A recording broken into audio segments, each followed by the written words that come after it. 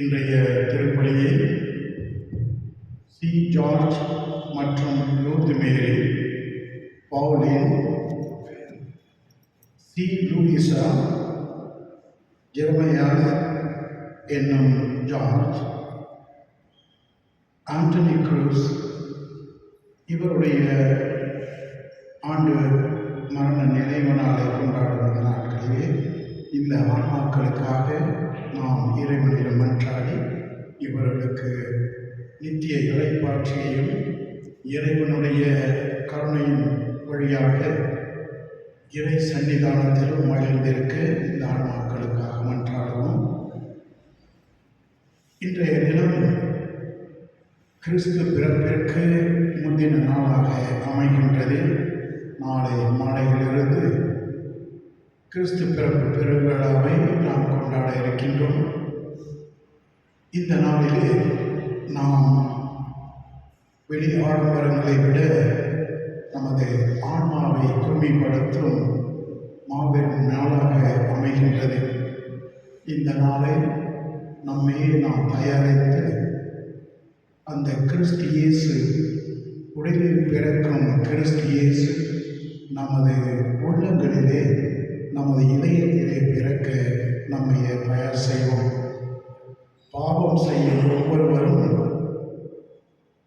இதனை வரவேற்க, இறைமகனை வரவேற்கக்கூடிய தகுதி அற்றவர்களாக இருப்பதால் நாமும் அதே நிலையில் இருக்கின்றோம் என்ற உணர்வோடு நம்முடைய பாவங்களை ஏற்றுக்கொண்டு அதற்காக மனம் வருந்தி இறைவனிடமும் ஒருவரிடமும் மன்னிப்பு கேட்போம்.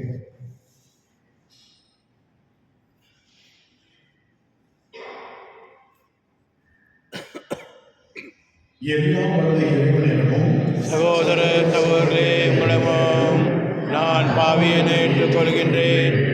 ஏனெனில் சிந்தனையாலும் சொல்லாலும் செயலாலும் கடமையில் தவறியதாலும் பாவங்கள் பல செய்தேன். என் பாவமே, என் பாவமே, என் பெரும் பாவமே. ஆகையால் எப்பொழுதும் கல்யாண புனித மரியாவையும் வானதூதர் புனிதர் அனைவரையும் சகோதர சகோதரர்களே உங்களையும் நாம் இறைவனாகிய ஆண்டவரிடம் எனக்காக வேண்டிக் கொள்ள மன்றாடுகின்றேன். எல்லாம் வல்ல இறைவன் மீது இரக்கம் வைத்து நம் பாவங்களை மன்னித்து நம்மை நிலை வாழ்வுக்கு அழைத்துச் செல்வாராக.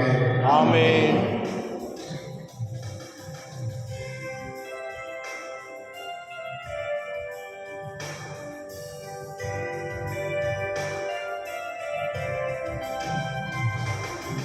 இறைவா இரக்கமையும், எம்மேல் இரக்கமையும். இறைவா இரக்கமையும், எம்மேல் இரக்கமையும்.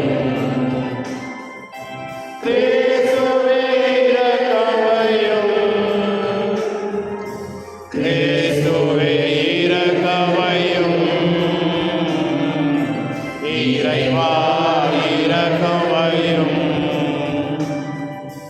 எம்மேல் இரக்கமையும். இறைவா இரக்கமையும். எம்மேல் இரக்கமையும். மன்றாடுவோமாக.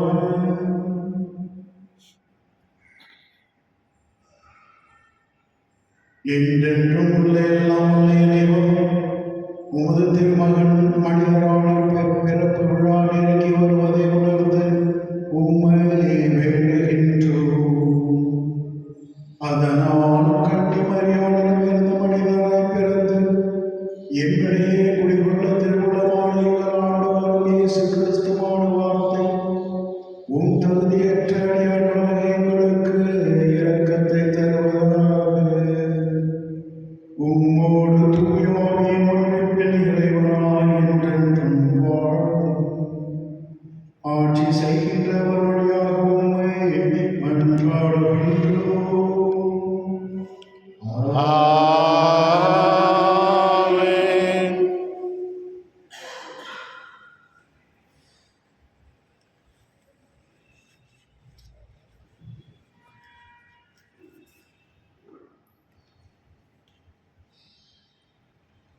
இறைவாக்கினர் மலாக்கியா நூலிலிருந்து வாசகம். படைகளின் ஆண்டவர் கூறியது, இதோ நான் என் தூதனை அனுப்புகிறேன். அவர் எனக்கு முன் வழியை ஆயத்தம் செய்வார். அப்பொழுது நீங்கள் தேடுகின்ற தலைவர் திடீரென தன் கோவிலுக்குள் வருவார். நீங்கள் ஆவலுடன் எதிர்பார்க்கும் உடன்படிக்கையின் தூதர் இதோ வருகிறார் என்கிறார் படைகளின் ஆண்டவர். ஆனால் அவர் வரும் நாளை தாங்கக்கூடியவர் யார்? அவர் தோன்றும் போது நிற்க வல்லவர் யார்? அவர் புலம்பிடுகின்றவரின் நெருப்பை போலும் சலவை தொழிலாளியின் சவர கரத்தை போலும் இருப்பார்.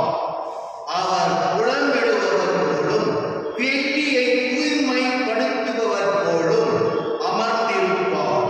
லேவியின் புதல்வரை தூய்மையாக்கி வெள்ளியை போல் அவர்களை புலம்பிடுவார். அவர்களும் ஆண்டவருக்கு ஏற்புடைய காணிக்கையை கொண்டு வருவார்கள். அப்பொழுது படைகளத்தின் முன்னேயே ஆண்டுகளுக்கு இருந்து போல் யூதாவின் காணிக்கையும் எருசலேமின் காணிக்கையையும் ஆண்டவருக்கு உகந்தவாய் இருக்கும். இதோ பெரிதும் அச்சத்தை தோன்றுவிப்பதுமான ஆண்டவரின் நாள் வரும் முன் இறைவாக்கினர் எலியாவை நான் உங்களிடம் அனுப்புகிறேன். நான் வந்து உலகத்தை சாபித்து தண்டிக்காதபடி அவர் பெற்றோரின் உள்ளங்களை பிள்ளைகளிடத்தின் பிள்ளைகளின் உள்ளங்களை பெற்றோரிடத்தும் திருப்பமாறு செய்வார். இது ஆண்டவர் வழங்கும் அருள்வாக்கு. இறைவா நன்றி. பல்லவி. தலை நிமிர்ந்து நில்லுங்கள், உங்கள் மீட்பு நெருங்கி வருகிறது. தலை நிமிர்ந்து நில்லுங்கள், உங்கள் மீட்பு நெருங்கி வருகின்றது. ஆண்டவரே, உன் பாதங்களை நான் அறியச் செய்தருளும். உன் வழிகளை எனக்கு கற்பித்தருளும்.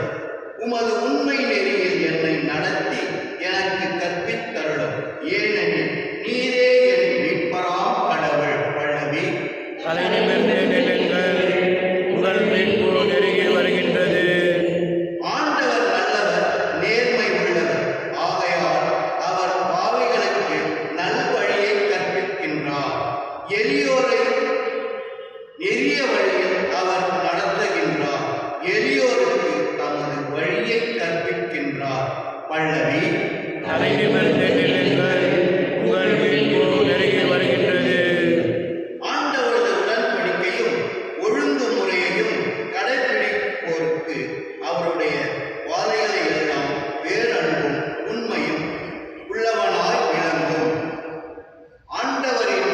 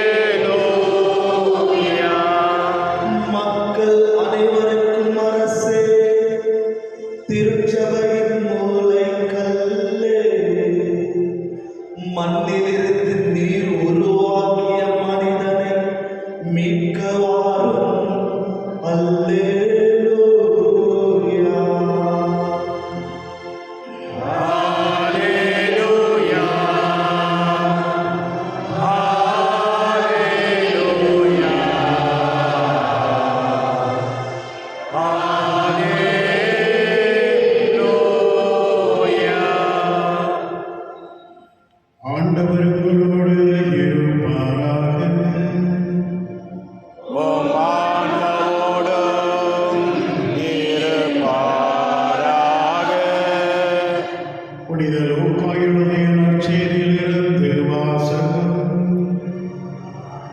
ஆண்டவரே, மாட்சி உமக்கே. எலிசபெத்து பேறுகாலம் நெருங்கியது. அவர் ஒரு மகனை பெற்றெடுத்தார். ஆண்டவர் அவருக்கு பெரிதும் இரக்கம் காட்டினார் என்பதை கேள்விப்பட்டு சுற்றி வாழ்ந்தோரும் உறவினரும் அவரோடு சேர்ந்து மகிழ்ந்தனர். 8ஆம் நாளில் அவர்கள் குழந்தைக்கு விருத்த சேதனம் செய்ய வந்தார்கள். சக்கேரியா என்ற அதன் தந்தையின் பெயரையே அதற்கு சூட்ட இருந்தார்கள். ஆனால் அதன் தாய் அவர்களை பார்த்து, வேண்டாம், அதற்கு யோவான் என பெயரிட வேண்டும் என்றார். அவர்கள் அவரிடம், உன் உறவினரோடு இப்பெயர் கொண்டவர் எவரும் இல்லையே என்று சொல்லி, குழந்தைக்கு என்ன பெயரிடலாம், உன் விருப்பம் என்ன என்று தந்தையை நோக்கி சைகை காட்டி கேட்டார்கள். அதற்கு அவர் எழுது பலகையை கேட்டு வாங்கி இக்குழந்தையின் பெயர் யோவான் என்று எழுதினார். எல்லாரும் வியப்படைந்தனர். அப்பொழுதே அவரது வாய் திறந்தது, நாம் கற்றவிழ்த்தது. அவர் கடவுளை போற்றி புகழ்ந்தார். சுற்றி வந்தோர் அனைவரும் இதை பற்றி கேள்விப்பட்டு அஞ்சினர். இச்செய்தி யூதேயா மலை நாடெங்கும் பரவியது. கேள்விப்பட்டவர்கள் யாவரும் இச்செய்தியை தங்கள் உள்ளங்களில் இருத்தி, இக்குழந்தை எப்படிப்பட்டதாக இருக்குமோ என்று சொல்லிக் கொண்டார்கள். ஏனெனில் அக்குழந்தை ஆண்டவருடைய கைவன்மையை பெற்றிருந்தது.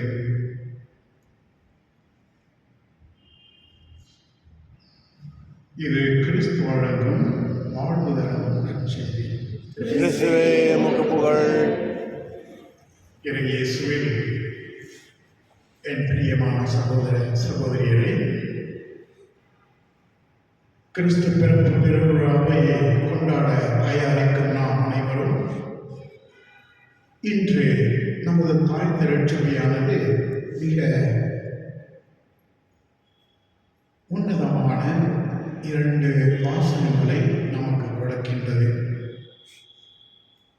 முதல் வாசகத்திலே நாம் கேள்விப்பட்டது, படைகளின் ஆண்டவர் கூறியது, இதோ நான் என் தூதனை அனுப்புகின்றேன், அவர் எனக்கு முன் வழியை ஆயத்தம் செய்வார்.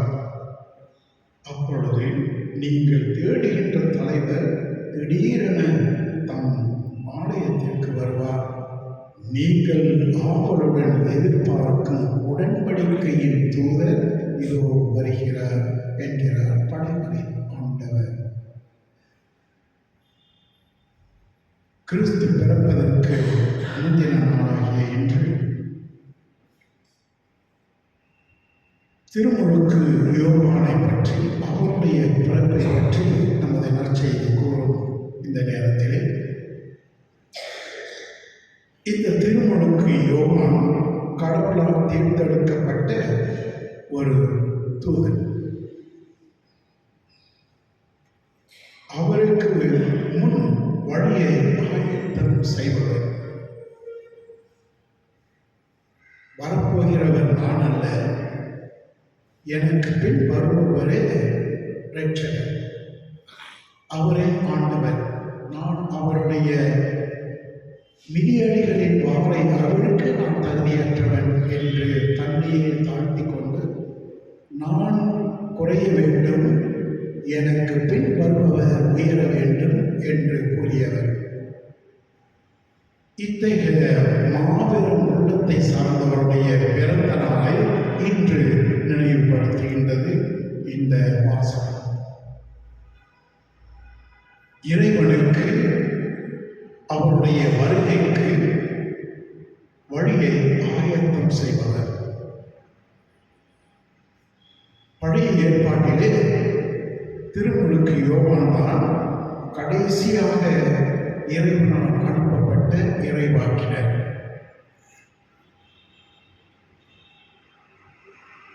கிறிஸ்து பிறக்கப் போகின்றார், இரட்சகர் வரப்போகின்றார். நாம் அனைவரும் நம்மையே தயார் செய்து அவருக்காக நாம் காத்து கொண்டிருக்க வேண்டும். எந்த நேரத்தில் வருவார் என்ற நோக்கத்தோடு தயாரித்தவர் இவர். கிறிஸ்து பிறந்ததற்கு பின்னர் இவருடைய பணிகளை நமக்கு கொடுத்திருக்கின்றார் இறைவன். திருமுழுக்கு பெற்ற ஒவ்வொரு கிறிஸ்தவனும் மற்றொரு திருமுழுக்கு யோவான். ஆண்டவருடைய வருகைக்காக தயார் செய்வது. திருமுழுக்கு யோவான் கிறிஸ்து இயேசுவின் முதல் வருகைக்காக தயார் செய்தார். நானும் நீங்களும் கிறிஸ்து வருவதை இரண்டாவது வருகைக்காக நம்மையே நாம் தயார் செய்து பிறரையும் தயார் செய்வது நமது கடமை. அவருடைய முதல் வருகைக்கு தயாரித்தது திருமுழுக்கு யோவான். கிறிஸ்துவனுடைய இரண்டாம் வருகைக்கு நாம் தயாரிக்க கடமைப்பட்டிருக்கின்றோம். சில நேரத்தில் நம்ம ஜோடனையில் இருக்கும் பொழுது நம்ம அவரை இரண்டாம் முறை வரப்போகின்றார் என்பதை நாம் மறந்து விடுகின்றோம். குடித்து கொண்டும் உண்டு கொண்டும் உடுத்தி கொண்டும் ஆடம்பரமான வாழ்க்கையை வாழ்ந்து கொண்டிருக்கின்ற நேரத்திலே முதல் வாசகம் நமக்கு கூறுகின்றது. படைகளின் ஆண்டவர் கூறுகின்றார், நீதியின் ஆண்டவராக வரப்போகின்றார். இரண்டாவது முறையாக, முதல் முறையாக அவர் வந்தது நம் அனைவரையும் மீட்பதற்காக. இரண்டாவது முறை வருவது நமது வாழ்க்கை தரத்தை நோக்கி அதற்கு ஏற்றபடி நீதி தீர்ப்பை வழங்குவதற்கு.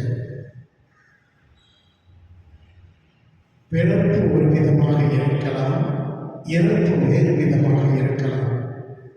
இந்த இரண்டிற்கும் நடுவிலே வாழும் வாழ்வு தகுதி உடையதாக இருக்க வேண்டும். இந்த தகுதி நிறைந்த வாழ்க்கையை மையமாக கொண்டுதான் ஒவ்வொருவரையும் இறைமகன் இயேசு தீர்ப்பிட வருகின்றார். அதற்காக நாம் தயாரிக்க வேண்டும். வெளியாடம்பர தயாரிப்பல்ல, நிரந்தர தயாராக நம்முடைய முன்கூட்டிய வாழ்வு எப்படி இருக்கப் போகின்றது, நமது நீதி தீர்ப்பின் வழியாக நித்திய வாழ்வு கிடைக்கப் போகின்றதா, நித்திய சாவு கிடைக்கப் போகின்றதா என்பதை நாம் தியானிக்க நம்மை அழைக்கப்பட்டிருக்கின்றோம். இரண்டாவதாக, இந்த நற்செய்தி வாசகத்திலே நாம் பார்த்தது கிறிஸ்து, மரியாள், யோசேப்பு இவர்களை மையப்படுத்தும் கிறிஸ்துமஸ் பெருவிழாவிலே இன்று திருச்சபையானது சக்கரியா, எலிசபெத்து, யோவான் இவர்களை மையப்படுத்தி காட்டுகின்றது. மரியாள் சிறு பெண்ணாக இருக்கும் பொழுது அவருக்கு இறைவன் தாயாக மாறக்கூடிய வல்லமையை கொடுத்தார். அதே போன்று எலிசபெத்து வயதான நேரத்திலே அவளுக்கு ஒரு மகனை கொடுக்கின்றார். இது இறைவனின் திட்டம். சக்கரியாஸ் அவருடைய பேர் ஆண்டவர் நினைவு கூறுகின்றார் என்ற அர்த்தம். எலிசபெத்து என்றால் இறைவனுடைய பிரமாணிக்கம் என்ற அர்த்தம். யோவான் என்பது ஆண்டவருடைய அருள் அடையாளம் என்று பெயர்.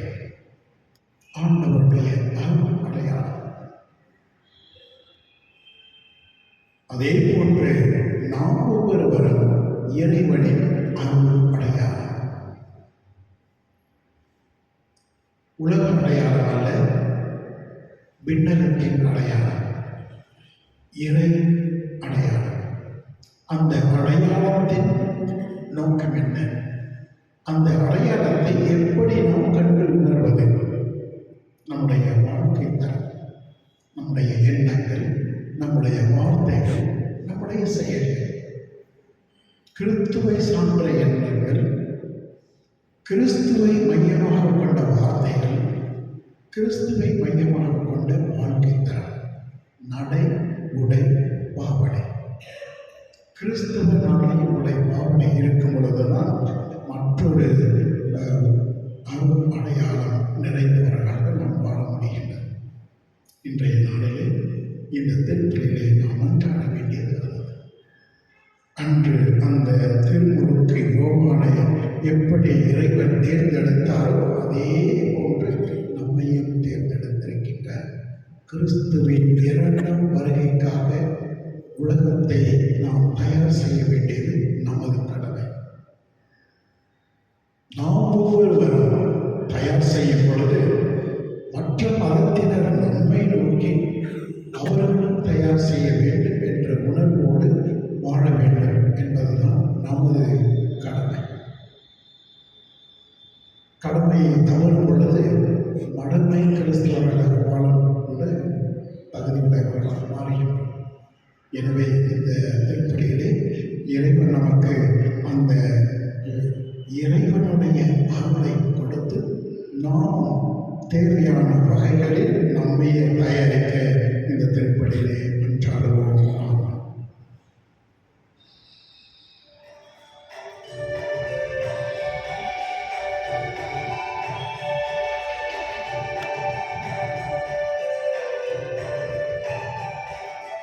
காணிக்கை பொருட்களை இறைவா எம் கரங்களில் ஏந்தி உன் பீடம் வந்தோம். காணிக்கை பொருட்களை இறைவா எம் கரங்களில் ஏந்தி உன் பீடம் வந்தோம். எங்களின் இதய தோட்டத்திலே எலிபல காய்கறி நிறைந்ததையா.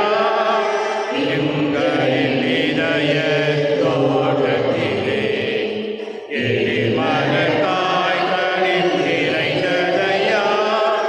பொங்கிடும் மகிழ்வுடன் பறித்து வந்து, பொங்கிடும் மகிழ்வுடன் பறித்து வந்து உன் பொன்னொழி பீடத்தில் குவித்து வைத்தோம். காணிக்கை பொருட்களை இறைவா எம் கரங்களில் ஏந்தி உன் பீடம் வந்தோம். சகோதர சகோதரியரே, என்னுடையதும் உங்களுடையதுமான இந்த திருப்பலி எல்லாம் தந்தையாக இறைவனுக்கு ஏற்றதாக மடிக்கவியுள்ளது. ஆண்டவர் நமது பெயரை புகழ்ச்சிக்காகவும் ஆட்சிக்காகவும் நமது நன்மைக்காகவும் புனித திரு அவை அனைத்து நலனுக்காகவும் உமது கையில் இருந்தவழி ஏற்றுக்கொள்வாராக. ஆண்டவரே, எங்களுக்கு இறை வழிபாட்டில் நிறைவை தருமை காணிக்கை உமக்கு முழுமையான மகிழ்ச்சியை அளிப்பதாக. அதனால் மீட்பரின் வருகையை நாங்கள் தூய்மையான மனதோடு கொண்டாடுவோமாக. எங்கள் ஆண்டவராகிய கிறிஸ்துவுடைய உம்மை மன்றாடுகின்றோம். ஆமென். ஆண்டவர் உங்களோடு இருப்பாராக. உம் ஆன்மாவோடும் இருப்பாராக. இதயங்களை மேலே எழுப்புங்கள். ஆண்டவரிடம் எழுப்பியுள்ளோம்.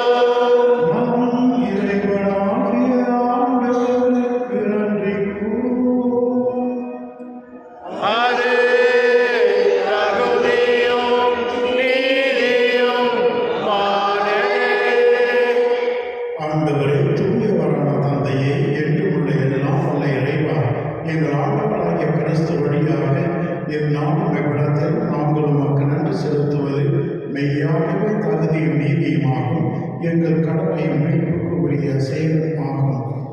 இறைவாக்கினர் அனைவரின் திருவுரைகள் கிறிஸ்துவை முன்னறிவித்தன. சொல்லுக்குரிய அன்புடன் கன்னித்தாய் அவரை தம் திருவயிற்றில் தாங்கினார். அவர் வரவிருக்கின்றார் என யோவான் அறிவித்தார். வந்த பின் அவரை சுட்டி காட்டினார். நாங்கள் விழிப்போடு வேண்டுவதையும் அக்களிப்போடு தமது புகழ் பாடுவதையும் அவர் காணும் பொருட்டு தமது பிறப்பின் மறைபொருளை முன்னரே மகிழ்வுடன் எதிர்பார்த்திருக்க எமக்கு அருளினார். ஆகவே வானதூதர் முதன்மை வானதூதரோடும் அரியணையில் அமர்வோர் தலைமை தாங்குவோரோடும் படைகள் அணிகள் அனைத்தோடும் சேர்ந்து நாங்கள் உமது மாட்சியை புகழ்ந்து பாடி முடிவின்றி பாடுவதாவது.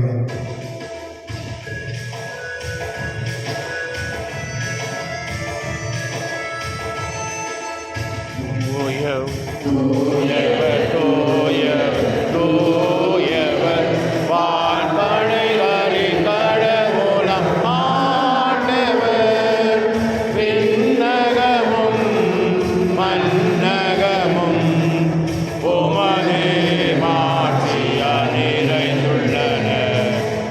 உன்னதங்களிலே ஓசானா, உன்னதங்களிலே ஓசானா.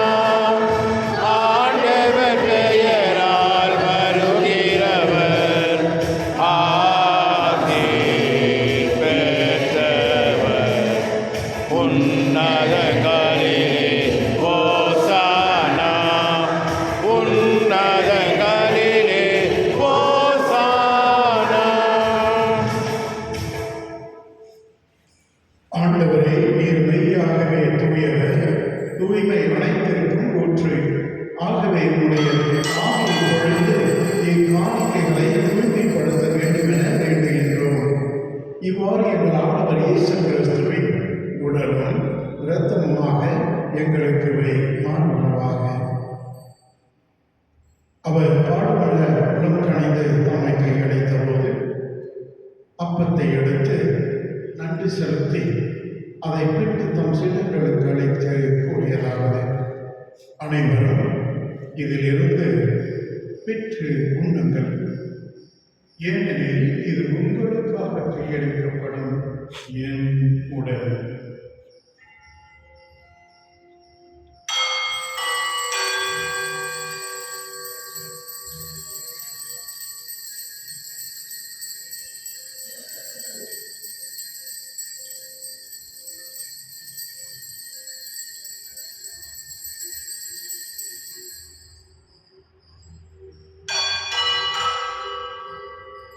அவ்வண்ணமே இரவு விருந்தை அருந்திய பின் கிண்ணத்தையும் எடுத்து மீண்டும் உமக்கு நன்றி கூறி தம் சீடர்களுக்கு அழைத்து அவர் கூறியதாவது: அனைவரும் இதிலிருந்து பெற்று அருகுங்கள், ஏனெனில் இது புதிய நிலையான உடன்படிக்கைக்கு உரிய என் ரத்தத்தின் கிண்ணம்.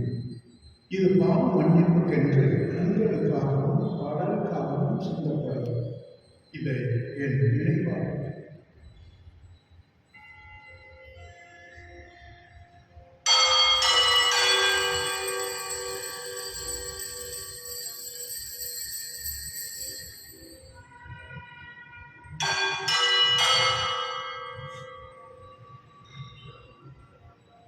நம்பிக்கையின் மறைபொருள்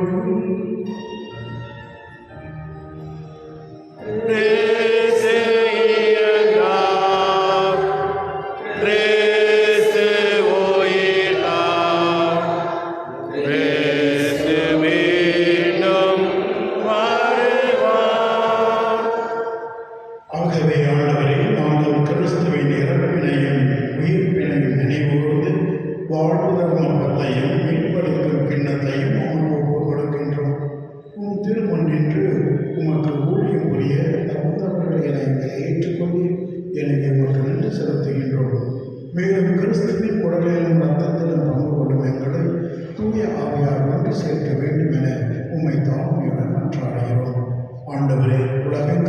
இருக்கும் அந்த திருவையை நினைவு கூர்ந்தருளும். எங்கள் திருத்தந்தை பிரான்சிஸ், எங்கள் பேராயர் பீட்டர் மற்றும் எங்களது துணை ஆயர்கள், எல்லா திருநிலையினர் ஆகிய அனைவரோடும் உமது திரு அவை அன்பில் நிறைவு பெற செய்தருளும். மேலும் உயிர்த்தெழும் எதிர்நோக்குடன் துயில் கொள்ளும் எங்கள் சகோதர சகோதரிகளையும் இருந்தோர் அனைவரையும் இரக்கத்துடன் நினைவு கூர்ந்து உமது திருமுக வடிவம் ஏற்றருளும். எங்கள் அனைவர் மீதும் இரக்கமாயிரும். கடவுளின் கன்னித்தாயான புனித மரியா, அவருடைய கணவரான புனித யோசேப்பு, புனித திருத்தூதர்கள், இவ்வுலகில் உமக்கு முதல்வராயிருந்தவராகிய புனிதர் அனைவருடனும் நாங்கள் நிலை வாழ்வில் பங்கு கொள்ளும் தகுதி பெற்று உம் திருமகன் இயேசு கிறிஸ்து வழியாக உம்மை ஓழ்நினைத்து வரமருள உம்மை மன்றாடுகின்றோம்.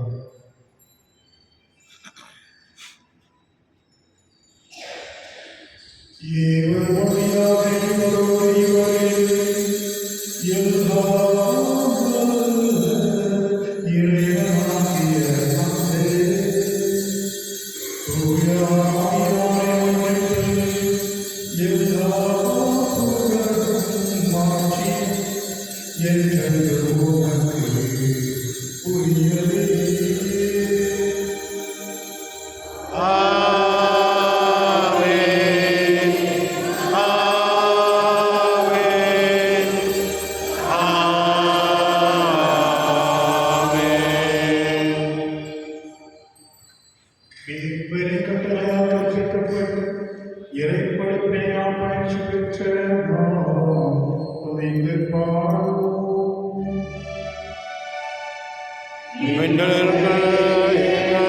தந்தையே, உமது பெயர் தூயதென பெருக, உமது ஆட்சி வருக, உமது திருவுளம் விண்ணுலகில் நிறைவேறுவது போல மண்ணுலகிலும் நிறைவேறுக.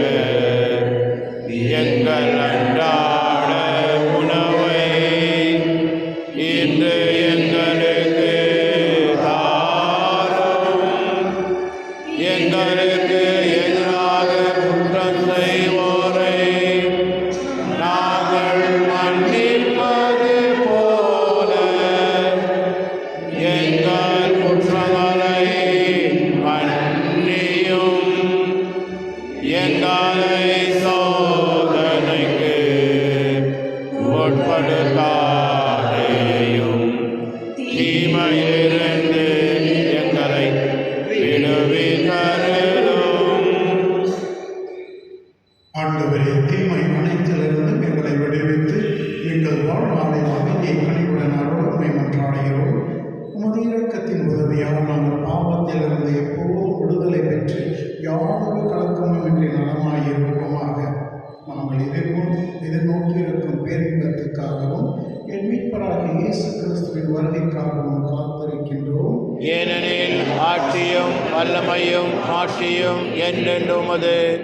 ஆண்டவரே இயேசு கிறிஸ்துவே, அமைதியை உங்களுக்கு விட்டுச் செல்கின்றேன், என் அமைதியே உங்களுக்கு அளிக்கின்றேன் என்று உம் திருத்தூதர்களுக்கு மொழிந்தீரே. எங்கள் பாவங்களை பாராமல் உமது திரு அவையின் நம்பிக்கையை கண்ணோக்கி உமது திருவுளத்துக்கு ஏற்ப அதற்கு அமைதியும் ஒற்றுமையும் அளித்தருவீராக. என்றென்று வாழ்ந்து ஆட்சி செய்கின்றவர் நீரே. ஆமென். ஆண்டவருடைய அமைதி உங்கள் அனைவரோடும் இருப்பதாக. உம் ஆன்மாவோடும் இருப்பதாக. ஒருவர் கிறிஸ்துவின் அமைதியை பகிர்ந்து கொள்வோம்.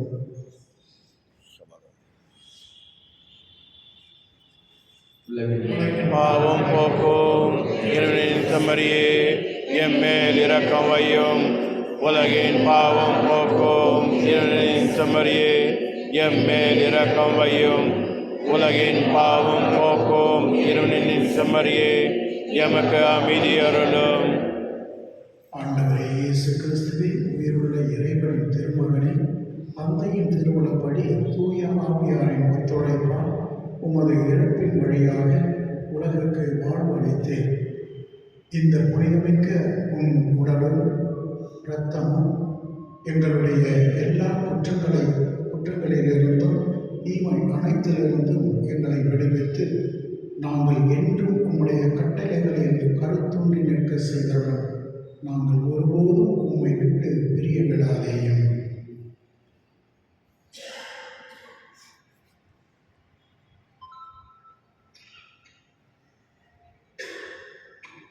இதோ இறைவனின் செம்மறி, இதோ உலகின் பாவங்களை போக்குபவர்.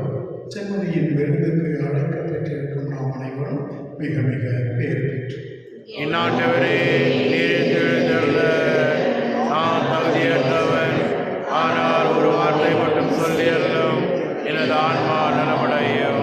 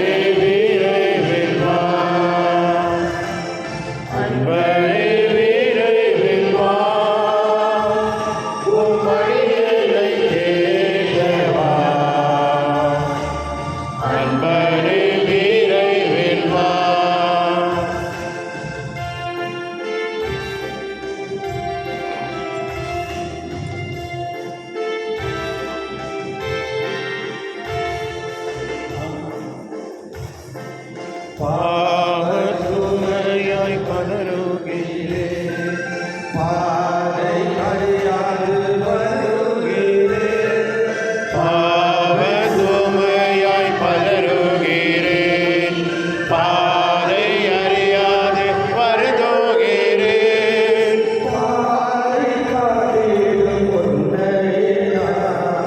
பாதை காட்டிடும் உன்னையே நான் பாதம் பணிந்து வேண்டுகிறேன். அன்பரே விரைவில் வா, உம் அடியனை தேடவா. அன்பரே விரைவில் வா.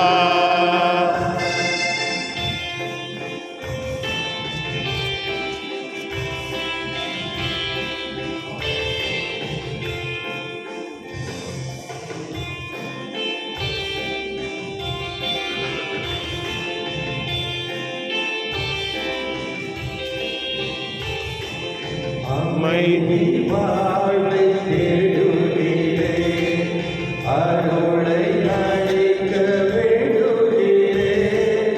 அமைதி வாழ்வை தேடுகிறேன், அருளை அளிக்க வேண்டுகிறேன். வாழ்வின் உணவே உன்னையே நான், வாழ்வின் உணவே உன்னையே நான்,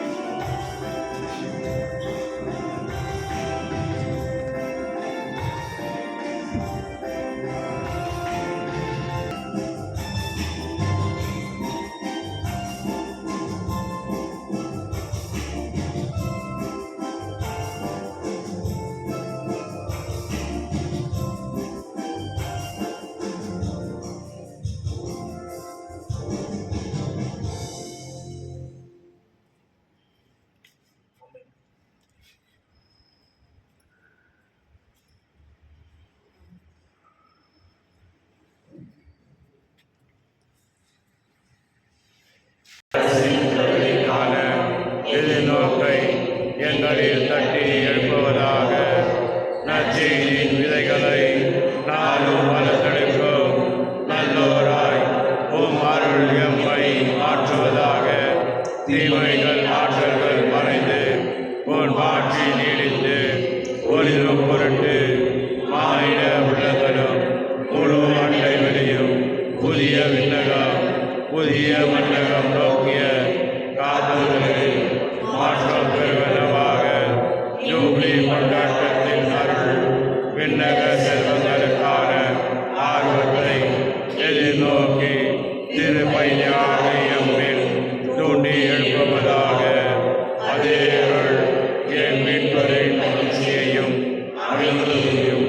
உலகத்தாக என்றென்றும் போற்றுதற்குரிய எம் கடவுளாகிய உமக்கே மாட்சியும் புகழும் என்றும் என்றும் உரித்தாகுக. ஆமென்.